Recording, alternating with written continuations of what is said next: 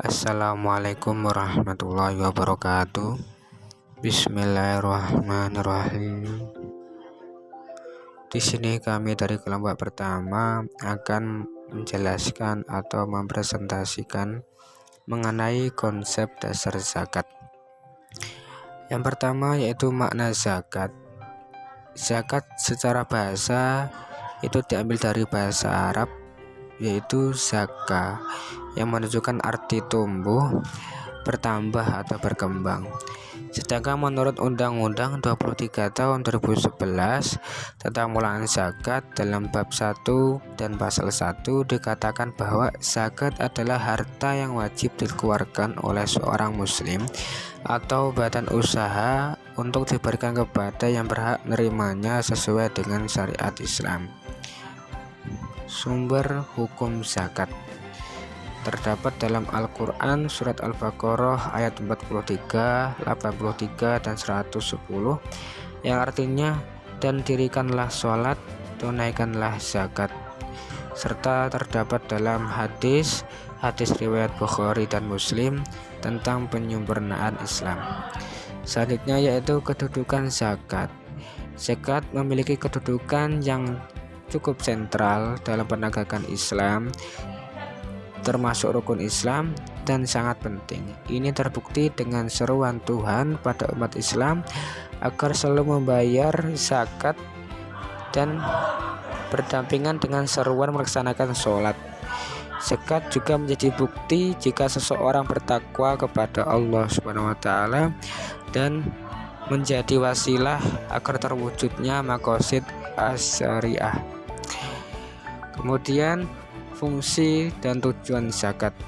Yang pertama, fungsi moral, yaitu menjadi pribadi yang tidak tamak, tidak serakah, dan tidak terlalu ambisi untuk mencari dunia. Yang kedua, fungsi sosial, yakni jaminan sosial bagi para orang yang berada dalam garis kemiskinan. Dan yang terakhir, fungsi ekonomi. Ini menjadi jembatan distribusi kekayaan sehingga tidak ada kekayaan yang hanya menumpuk di segelintir orang kaya saja. Kemudian objek zakat dan kalkulasinya. Undang-Undang Nomor 23 Tahun 2011 zakat dikenakan terhadap harta diantaranya yakni zakat emas, perak, dan uang serta logam mulia maupun batu mulia serta yang lainnya. Yang kedua, zakat surat-surat berharga, zakat perniagaan atau perdagangan, zakat pertanian, perkebunan dan kehutanan, zakat peternakan dan perikanan, zakat pertambangan, zakat perusahaan, zakat pendapatan, profesi dan jasa, serta zakat barang temuan. Selanjutnya, zakat dalam pendekatan kontemporer. Yang pertama, interpretasi makna. Zakat mempunyai kekhususan yaitu dari umat Islam oleh umat Islam dan untuk umat Islam dengan sasaran khusus seperti tersebut dalam Al-Quran surat At-Taubah ayat 60 bahwa yang berhak menerima harta zakat atau mustahik adalah fakir, miskin, amil, mu'alaf, ghorimin, rikob, sabilillah, dan ibnu sabil. Yang kedua, sumber zakat kontemporer.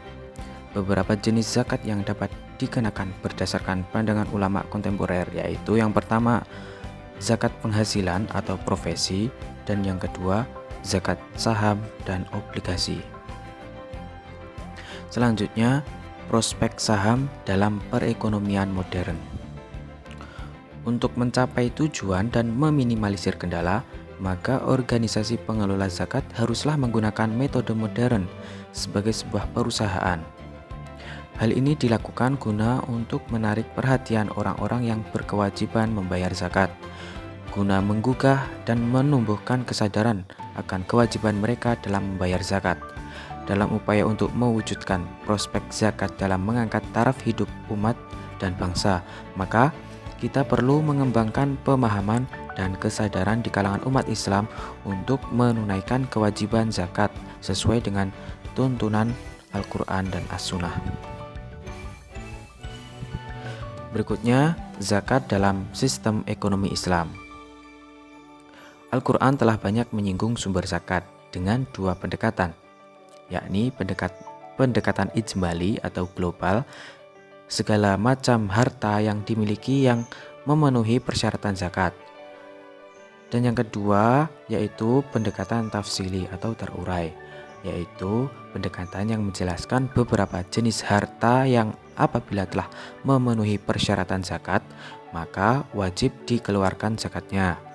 Dengan pendekatan ijmali ini, semua jenis harta yang belum ada contoh konkretnya sama Rasulullah SAW, akan tetapi karena perkembangan ekonomi modern menjadi harta yang dikeluarkan zakatnya.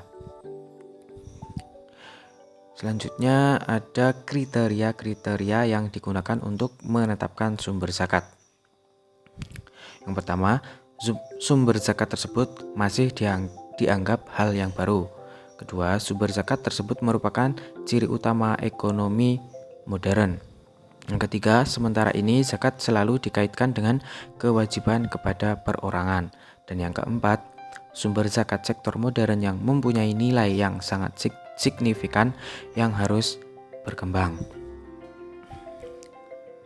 Cukup sekian penjelasan dari kelompok kami. Ada kurang lebihnya kami mohon maaf yang sebesar-besarnya. Billahi taufik wal hidayah wa ridha wal inayah. Wassalamualaikum warahmatullahi wabarakatuh.